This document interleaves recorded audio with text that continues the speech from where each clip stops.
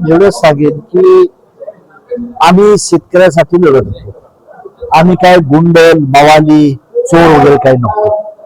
या राज्य सरकारनं जी माजी राजू शेट्टी असेल सपकाळ साहेब असतील आमच्यावर जी उचलून द्यायची काही गरज नव्हती. आम्ही कॅबिनेट मिनिस्टर होतो आणि त्यांना आम्ही सरळ बोलत होतो किंवा आम्ही तिथे आंदोलन करणार आहे, तुम्ही परमिशन दिलं नाही, तुम्ही तुमचा कायदा करा. परंतु हिटलरशाही सारखं जे प्रशासन वागलंय त्याला जिम्मेदार जनतेला कळलं पाहिजे किंवा आम्ही कुणासाठी लढत होतो. आमचा त्यात लिमिटेड स्वार्थ नव्हता. कांदा आंबावाला आणि काजू शेतकऱ्याबद्दल करत होतो. या सरकारला अशी घमंड आहे की विरोधी पक्षातली चळवळ सारी मोडून टाकू आणि आम्हीच आमचं राज्य करू, तर त्यांना आम्ही यशस्वी होऊन देणार नाही. आम्ही शेतकऱ्यांची पोर आहे. संघर्षाच्या घरात आमचा जन्म झालेला आहे, सत्तेच्या घरात आमचा नाही. त्या सत्ताधाऱ्यांजवळ असंख्य जनक बनू आणि सर्व शेतकरी असतील, विद्यार्थी असतील, महिला असतील, कामगार असतील त्यांच्यासाठी आम्ही लढण्यासाठी सक्षम आहे.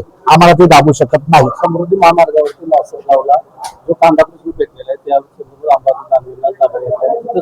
आंदोलन करण्याचा प्रयत्न आहे. ते ह्या जनतेला कळणार आहे.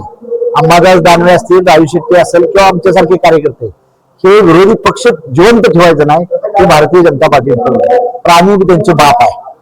आम्ही हा खुशकीचा हा सातारा जिल्हा आहे आणि आमचाही जन्म सातारा जिल्ह्यातच झालेला आहे. इथं नाना पाटील असतील, नागनाथ तायकुडे असतील, किसनवीर असतील यांच्या भागातच आम्ही जन्माला आलो नाही. त्यामुळे आम्हाला गणित चांगला येतो आणि शिवाजी महाराजांचा प्रतापगड देखील सातारा जिल्ह्यातच आहे. त्यांच्याकडे साधन आहे, साधना आहेत, सत्ता आहे, मस्ती आहे.